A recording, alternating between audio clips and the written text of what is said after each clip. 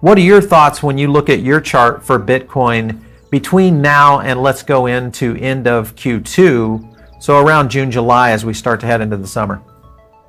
Yeah, so I do think that we're going to see some downside in Bitcoin here, and we've already seen a little bit of a pullback off the 25,000 marker. But let's take a look at the chart and see. So if we look at the chart of Bitcoin, we can see that the recent highs mirror the high pivot from the August period, right? So it makes a lot of sense why that was going to be a pivot resistance point. And so what we can do is we can basically take a trend line, put it right at that high, and it's the highest point going back to when we made the cycle lows on Bitcoin here, and that's where we stopped out. Now what we're seeing here is actually a little bit of a channel being developed, and again, channels are really handy for kind of giving us highs and lows. So what we can do is we can connect these lows here, and we drag that trend line up, and then we notice that that matches the highs on Bitcoin as well, from here to right here. So you have a lot of resistance around 25,000, 25,300, but then your technical support is around 22,300. So my guess is we'll retest 22,300. The big question then becomes,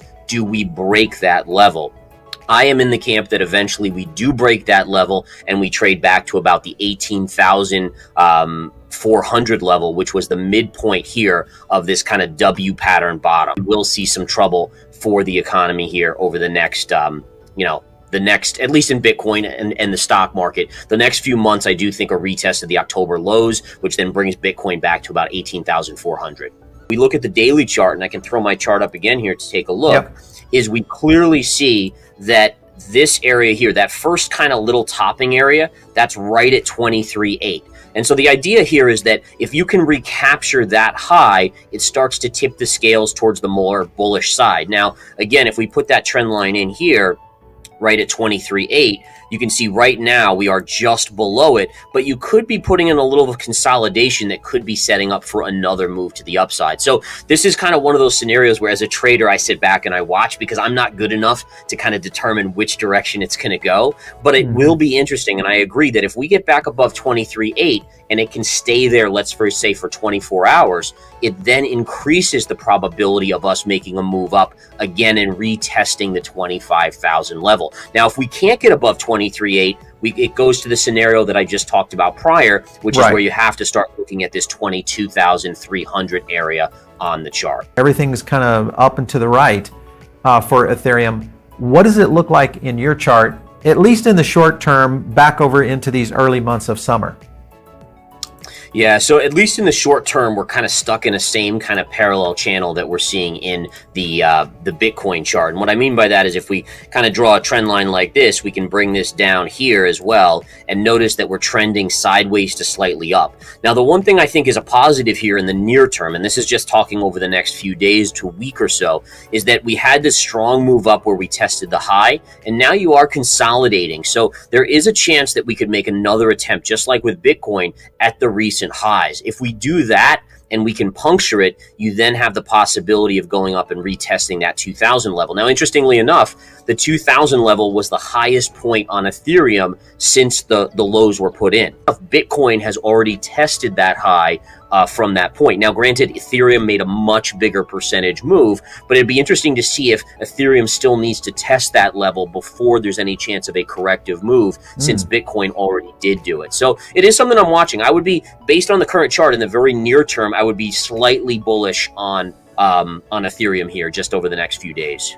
I think through the early summer months, my guess is we will retest those October lows. But I think, again, the recession that everyone's talking about will eventually hit. But my guess is likely in the second half. So kind of late summer, fall, maybe into the kind of November, December period. And so I think that the markets are going to be kind of on the kind of the cusp of wondering what's the Fed going to do, right? Because the positive of a recession is the Fed stops hiking and maybe cuts, but the negative of a recession is lower earnings for stocks and maybe a troublesome recession that we can't get out of very easily unless the Fed comes to the rescue. So it's going to be one of those guessing games, I think, over the next 3 to 4 months. And then I do think that ultimately it becomes a very bearish scenario for the overall equity markets and really, to be honest, all risk assets. I think, again, with crypto, the key is this, is right, the further away from FTX we get, and the less there's new FTX scenarios, right, where you scare the market and you worry, people start worrying about, you know, their money and their exchange accounts and so forth. I think the further away we get, the better it is for crypto, right? Now, the big headwind is going to be, when are we going to get the judge's decision on Ripple? When are we going to get the regulation on crypto and find out exactly what it is? I mean, that's kind of the dark gray area here in the cryptocurrency markets. But I think investors are gaining, you know, at least the retail crowd is gaining more and more stamina to be back in this market after they really got scared when FTX collapsed. So I still think it's going to fade, and I'm still in the camp that, you know, as of now, I haven't seen enough signals to make a call that the lows are in.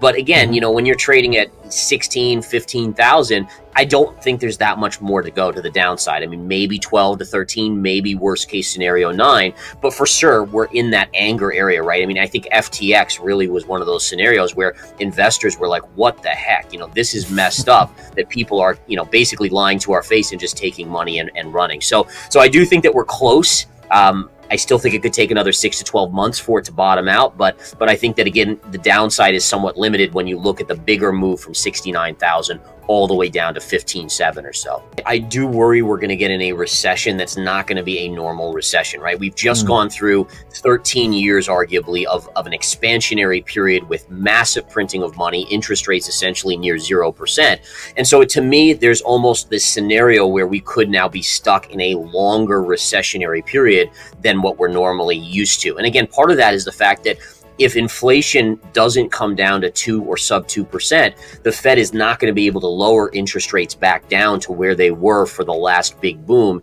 in 2021. And so again, the question is, even if they drop, let's say they drop interest rates from 5% back to 3.5%, how does this economy continue to function? And I do worry that we get in this scenario where we're stuck for a multi-year recessionary period. And I've actually gone on record in saying that I wouldn't be surprised if the S&P doesn't make new highs for 5 to 10 years at least, maybe even more.